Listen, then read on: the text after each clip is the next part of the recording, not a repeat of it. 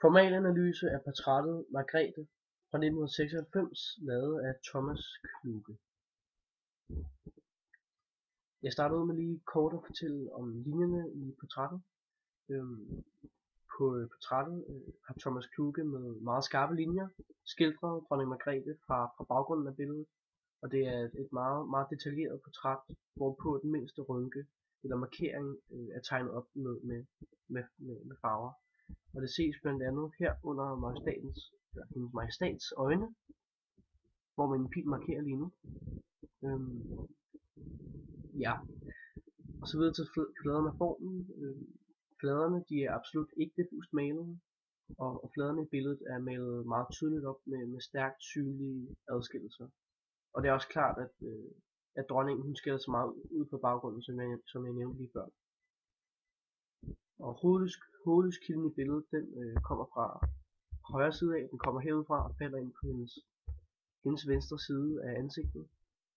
Og det kaster sådan en skygge det lægger sådan en skygge på hendes højre side af ansigtet, som vi ser her.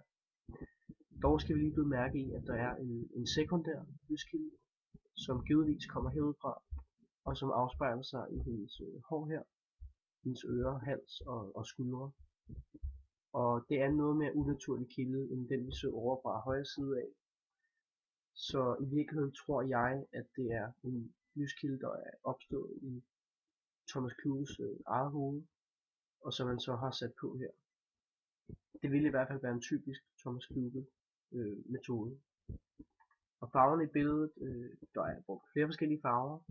Heriblandt hvid, gul, rød og grå. Grå den er både brækket i lys og mørk, som vi jo ser i hendes hår, hvilket giver gode bølger i håret og god dybde i selve portrættet. Herudover er der også brugt blå og grå, hvid og sort. Thomas Kluge han har også benyttet sig af brækkede farver, hvilket jo er nødvendigt for et portrætmaleri. Der er brugt mange forskellige valører, farver flere steder i billedet, som jeg nævnte blandt andet før ved hendes hår, som jo giver gode bølger. Her er der brugt meget mørke toner af farven grå, og her er der meget lyse. Og her er det så, at vi også har kvalitets- og kvantitetskontrast med. Og det er så her de små mørkeblå øreringe, som med sin kraftfulde farve skiller sig ud fra den mere neddæmpede hudtone. Og udover ved øreringen, så ses det også ved hendes røde læbestift, at de jo ligesom skiller sig ud, at de ikke bruger lige så meget plads til at vise sig som mere neddæmpede farver har. Og jeg formoder, at billedet det er malet i olie. En ting det er i hvert fald sikkert, og det er, at det ved færdigdannelsen er blevet lakeret, hvilket jeg så på det rigtige fotografi af portrættet. Og så videre til rummet og kompositionen. Margrethe hun er placeret meget centralt i billedet. Det ses fra hendes spids af hovedet, som går ned til hendes skuldre her, hvilket danner en trekant og en meget statisk komposition, som giver en god ro og en god rolighed i billedet. Og dybden i billedet den bliver udelukkende dannet af hendes skygger. Der er ligesom ikke noget andet til at skabe dybde i billedet, så skyggerne og bølgerne i håret, de giver en god dybde i billedet. Og det er så også endnu en karakteristisk Thomas Kluge metode, det er jo billedets indramning. Inden jeg puttede min egen ramme på billedet her, den mørkerøde ramme, så havde billedet en helt sort ramme, hvilket gav hvilket også tilføjede en ny dimension. Det gav ligesom, udover skyggerne, gav det også en dybde i billedet.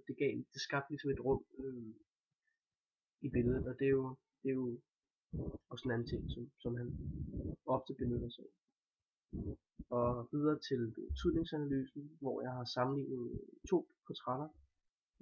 Det første er Margrethe, og det andet er Simone Aagaard Kærns portræt af Anders Fogh Rasmussen, som er fra 2010. Og man kan sige, at Simone Aagaard Kærns portræt af Anders Fogh indeholder nogle meget iøjnefaldende symboler og betydninger, Selve portrættet er malet og skitseret meget realistisk, ligesom ved det foregående portræt, og det er blandt andet håret, skyggerne og rynkerne, der er tegnet godt og grundigt op. Og på portrættets højre side ses et militærfly flyve ind i ørkenen, og ørkenen den skal forestille at være Afghanistans ørken, hvor militærflyet er et dansk militærfly. Og man kan sige, at militærflyet jo altså der er en direkte forbindelse til Anders Foghs beslutning omkring at sende danske soldater til Afghanistan og sende dem derned til at hjælpe i krigen. Hvilket jo har været under meget kritik, den her beslutning, som man tog. Og bøgetræerne oppe i venstre hjørne, mener jeg symboliserer danskheden og en god dansk bøgeskov. Og man kan sige, at i forhold til det her portræt af Anders Fogh, så har Margrethe portrættet ikke den store symbolik i sig. Man kan sige, at der ikke er nogen andre væsener ting i billedet, og en ting, som Thomas Kluge dog gør, det er, at han jo har en kæmpe stor bred detaljerigdom, som jo giver en god ro og nærhed i billedet, og giver et godt indtryk af Margrethe.